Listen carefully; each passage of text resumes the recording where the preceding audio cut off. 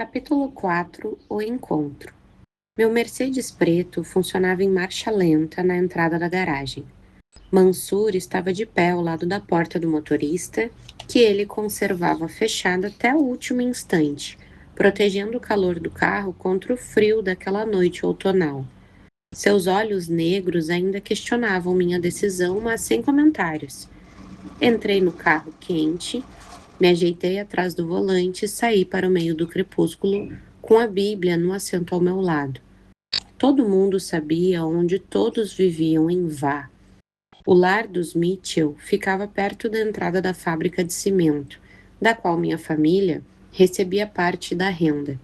Servia como centro de uma comunidade pequena e estranha, cerca de 10 quilômetros fora de nossa cidade. As casas haviam sido construídas para abrigo temporário das tropas britânicas durante a Segunda Guerra Mundial. Me recordava das poucas vezes que me havia aventurado por essa área, que as casas velhas e uniformes haviam perdido muito da caição. Os tetos de zinco mostravam sinais de vários remendos. Uma mistura estranha de expectativa e temor inundava-me enquanto dirigia. Eu nunca estivera em um lar missionário cristão antes.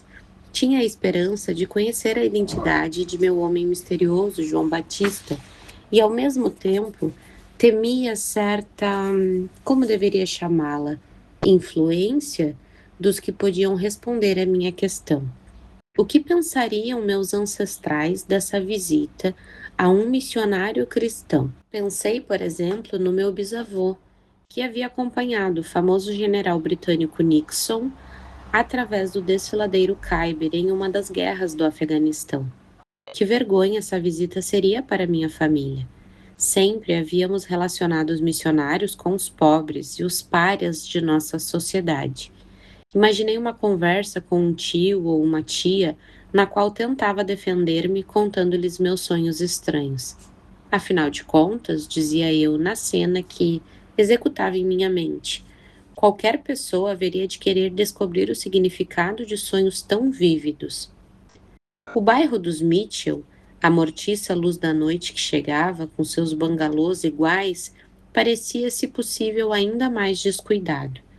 Depois de procurar acima e abaixo pelas vielas estreitas, descobri a casa dos Mitchell, perto da fábrica de cimento. Um bangalô pequeno e caiado de branco por entre um bosque de amoreiras. Por cautela, ia estacionar o carro a alguma distância. Então, dando conta de mim, pensei que estava por demais receosa do que minha família pensaria. Estacionei bem na frente da casa dos Mitchell, peguei a Bíblia e me dirigi rapidamente para a entrada. Percebi o quintal bem cuidado e a varanda cercada de tela muito bem mantida. Esses missionários cuidavam bem do lugar onde moravam. A porta da casa se abriu e um grupo de aldeãs, conversando alegremente, saiu. Todas vestiam um típico shalwar kameez, uma espécie de pijama frouxo, feito de algodão, e traziam um dupatta, um chale, ao pescoço. Estaquei rígida. É claro que me iam reconhecer. Quase todo mundo me conhecia. Agora, a história seria comentada por toda a região que Begum Sheikh havia visitado um missionário cristão. Como para provar o que eu estava pensando, assim que elas me viram à luz que jorrava da porta da frente da casa dos Mitchell, pararam de conversar. Passaram apressadas por mim em direção à rua, cada uma levando a mão à testa em cumprimento tradicional. Não havia nada que eu pudesse fazer a não ser continuar em direção à porta, onde a senhora Mitchell, de pé, perscrutava o escurecer. Mais de perto, sua aparência era como me lembrava, ao vê-la a certa distância pela cidade. Jovem, pálida, quase frágil. Só que agora usava um shalwar camisa igual das outras aldeãs. Assim que me viu, ficou boquiaberta. Ora, ora, Begum Sheikh, exclamava ela. O que? Entre, disse ela. Entre. Fiquei contente em entrar na casa e escapar aos olhares das aldeãs que eu tinha certeza estavam fixadas em minhas costas. Entramos na sala de estar, pequena e singelamente mobiliada. A senhora Mitchell pegou o que parecia a cadeira mais confortável e colocou-a para mim perto da lareira.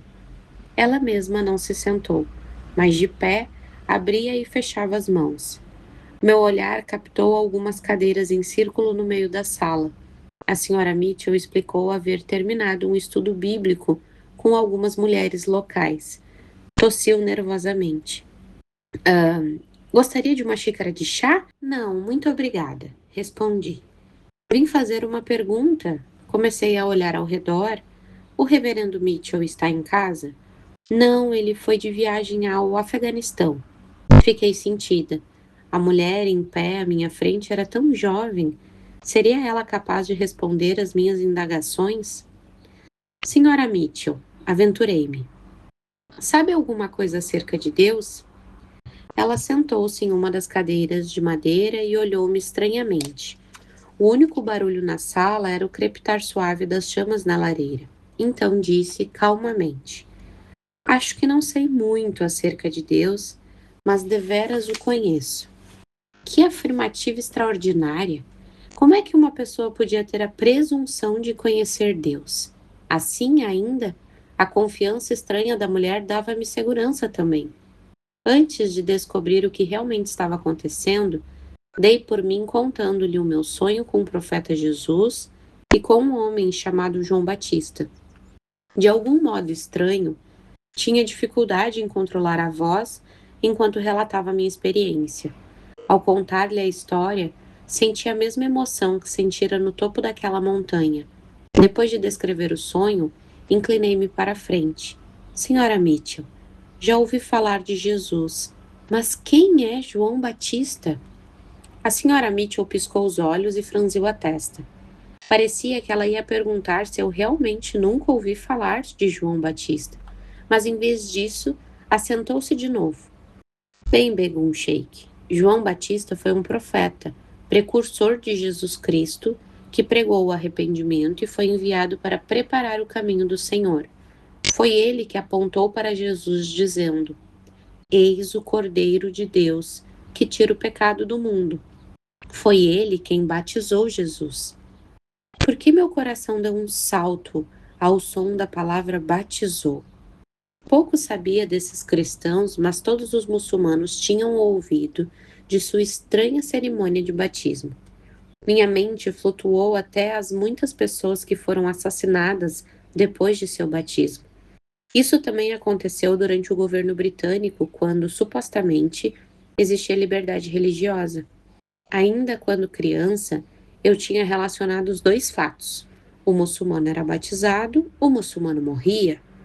Begum Sheik, levantei os olhos. Quanto tempo eu estivera sentada em silêncio, viajando por meus pensamentos. Senhora Mitchell, disse eu com um nó na garganta. Esqueça-se de que sou muçulmana. Diga-me simplesmente o que quis dizer com conhecer Deus. Conheço Jesus, disse a senhora Mitchell, e eu sabia que ela pensava estar respondendo a minha pergunta. Então, contou-me o que Deus havia feito por ela e pelo mundo, desfazendo o terrível abismo entre o homem pecador e o próprio Deus, ao vir pessoalmente visitar a terra, na carne como Jesus, e morrer na cruz por todos nós. A sala ficou novamente em silêncio. Podia ouvir caminhões passando na rodovia próxima. A senhora Mitchell não parecia estar com pressa de falar. Finalmente, quase sem acreditar nos meus próprios ouvidos, respirei e ouvi minha própria voz dizendo distintamente: Senhora Mitchell, algumas coisas estranhas têm acontecido em nossa casa ultimamente. Coisas espirituais, tanto boas quanto más. Sinto como se estivesse no meio de um imenso cabo de guerra. Preciso de toda a ajuda positiva que puder conseguir. A senhora poderia orar por mim? A mulher pareceu espantada com o meu pedido e então, voltando a si, perguntou se eu queria ficar de pé, me ajoelhar ou ficar sentada enquanto orávamos. Estremeci, subitamente horrorizada. Todas as alternativas eram igualmente inconcebíveis. Mas lá estava essa mulher esbelta e jovem, ajoelhada no assoalho de seu bangalô. Eu a imitei. Ó Espírito de Deus, orou a senhora Mitchell em sua voz suave. Sei que nada que eu possa dizer convencerá Begum Sheikh de quem Jesus é, mas te agradeço por teres tirado o véu de nossos olhos e revelado Jesus em nosso coração. Ó Espírito Santo, faz o mesmo a Begum Sheikh. Amém. Permanecemos ajoelhadas. Me pareceu uma eternidade. E nesse silêncio confortador, meu coração sentia um calor estranho. Finalmente a senhora Mitchell e eu nos levantamos. Isso aí é uma Bíblia, Madame Sheikh? Perguntou ela, apontando para o volume de cor cinza que eu apertava contra o peito. Mostrei-lhe o livro. O que acha dele? Perguntou ela. É de fácil compreensão? Não muito, respondi. É uma tradução antiga e ainda não me acostumei com ela. A senhora Mitchell foi à sua sala adjacente e voltou com outro livro. Eis um Novo Testamento escrito em inglês moderno, disse ela. É a tradução de Phillips. Acho-o muito mais fácil de compreender do que os outros. Gostaria de levá-lo? Sim, respondi sem hesitação. Comece pelo Evangelho de João, aconselhou a senhora Mitchell, abrindo o livro e marcando a página com um pedacinho de papel. Este é outro João, mas sua missão é parecida com a do João Batista. Obrigada, disse eu emocionada. Acho que já tomei muito do seu tempo.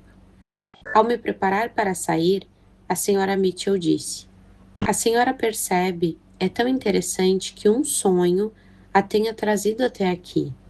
Deus muitas vezes fala a seus filhos por meio de sonhos e visões. Enquanto ela me ajudava a vestir o casaco, perguntava-me a mim mesma se deveria partilhar do meu outro sonho com ela, o sonho do vendedor de perfumes.